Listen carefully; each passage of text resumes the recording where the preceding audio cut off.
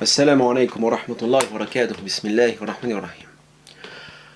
Qui n'a jamais lu ce hadith qui nous dit que le jour de la résurrection, Yawm al-Qiyamah, les musulmans qui ont des péchés, qui ont commis des péchés sur terre, leurs péchés seront redistribués sur tel juif, tel chrétien, tel kafir, tel kuffar, etc. etc. Car qu'en gros, les mécréants, le jour de la résurrection, seront nos éponges, ils prendront tous nos péchés, puis nous on ira au paradis, puis eux iront en enfer, et en gros, ils auront servi qu'à ça sur terre. Alors, d'entrée de jeu, on pourra nous dire, oui, mais ce hadith a plusieurs interprétations, nanani, nanana, comme on nous dit toujours, voilà, l'imam al-Nawawi, rahimahullah, nous a dit, le Cheikh al-Asqalani nous a dit, bon, ceci étant dit, au premier abord, on pourrait surtout se dire, voilà un hadith parfaitement talmudiste à 200%, ou talmudique. Ça correspond un petit peu à la pensée de ces rabbins, comme le grand ex-rabbin des Séfarades d'Israël, Ovadia Yosef, qui nous disait que les goïms n'avaient été placés sur terre que pour être les esclaves des juifs. C'est succulent. Enfin, voilà, chacun son idéologie. Donc, ça y ressemble un peu dans la mesure où qu'est-ce que ça veut dire ça, le jour de la résurrection? Les mécréants seront nos éponges, c'est-à-dire ils serviront de torchons, de serviettes pour les musulmans en quelque sorte. Ils prendront nos péchés, ils iront en enfer, puis voilà. Donc, nos péchés, ce qu'on aura commis sur terre, fornication, vol, meurtre, que sais-je encore, ça ira droit sur les kofars.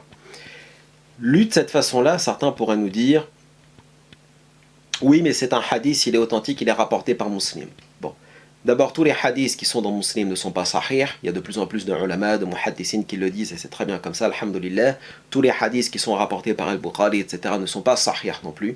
D'ailleurs, Muslim ne rapporte que 1906 hadiths de son cheikh dans son sahih sur plus de 4000, c'est-à-dire à quel point ils ne sont vraiment pas d'accord sur le choix des hadiths. Et puis surtout, dès le Moyen-Âge, on a des ulama qui vont se lever contre ce type de hadith, surtout celui-là.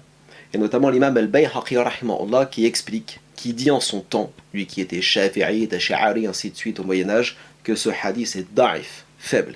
Et c'est notamment l'imam, si je ne m'abuse, al-Asqalani rahimahullah qui le rapporte dans son livre Fathul Bari, où l'imam al-Bayhaqi rahimahullah a dit ce hadith est da'if. Et alors qu'est-ce qu'il donne comme explication pour rejeter ce hadith? Un autre hadith? Non. Un ijtihad, un commentaire détaillé. Non. Une vraie méthode de salaf, c'est-à-dire le Coran. Ce hadith contredit au moins deux versets du Coran. Premier verset, La yukallifullahu nafsan illa wus'aha. Et on attribue à une âme que ce qu'elle peut supporter. Et deuxième verset peut-être plus clair, nul ne portera le fardeau d'autrui. Donc voilà en islam comment on doit lire logiquement les hadiths.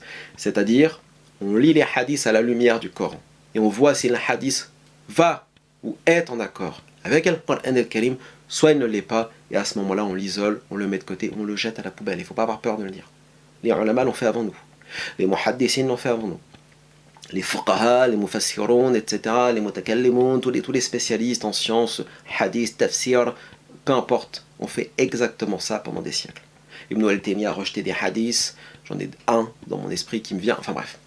Donc, voilà un hadith qu'on nous a enseigné toute notre vie, parfaitement inacceptable, qui contredit le Coran, contredit les bases de la foi, le fait que nul ne portera le fardeau d'autrui, que nul ne pourra recevoir les péchés des autres, quel que soit votre statut, que vous soyez musulman, kafir, peu importe. Et voilà le genre de texte qu'on enseigne encore parfois dans certaines mosquées. Alors je ne dis pas qu'il faut interdire, etc., chacun fait ce qu'il veut, mais c'est illogique. C'est illogique, ça n'a absolument aucune raison. C'est ghayr ma'qul, ça n'a aucun aql, aucun rationalisme, aucune intelligence. Et de surcroît, c'est injuste. C'est injuste et ça va à l'encontre de la justice coranique et du message divin que contient le Coran al-Karim.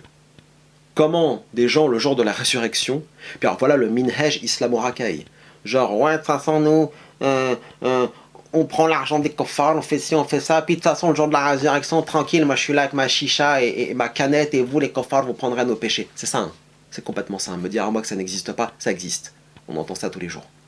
Donc ça conforte le minhaj islamo-racaille, ce genre de hadith. Jamais le Coran. Tu remarqueras que tu n'entends plus de ayat, plus de Coran al-Karim dans les dars, les prêches, etc. en France ou ailleurs. Tu n'entends que des hadiths. Des hadiths ou des athars. Des athars, des récits des sahaba, radiyallahu anhum. Tu n'entends plus rien d'autre.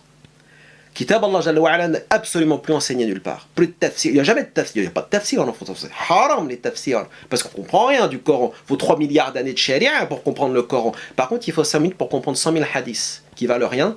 Hein, des akhbar wahid, uniques, mais il faut les prendre, les accepter, les valider. Vous voyez? Donc c'est devenu délirant. Je le dis souvent, mais... Donc voilà où est-ce qu'il faut... se situer par rapport à ce genre de hadith parfaitement ahad, par ailleurs, rapporté par quelques rapporteurs, quelques riwayat, mais qui vaut rien en vérité. D'ailleurs, même le Bayhaqi le rejette, l'Asqalani s'interroge, et voilà ce qu'il faut comprendre de cela. Il y a sûrement d'autres ulama, si certains veulent faire des recherches là-dessus, qui ont rejeté ce hadith. Il y a plein de hadiths à rejeter. On rappelle aussi que il y a de plus en plus de ulama qui sortent du bois et qui osent rejeter ce genre de texte. Sur ce, barakallahu fikum, assalamu alaikum wa rahmatullahi wa barakatuh.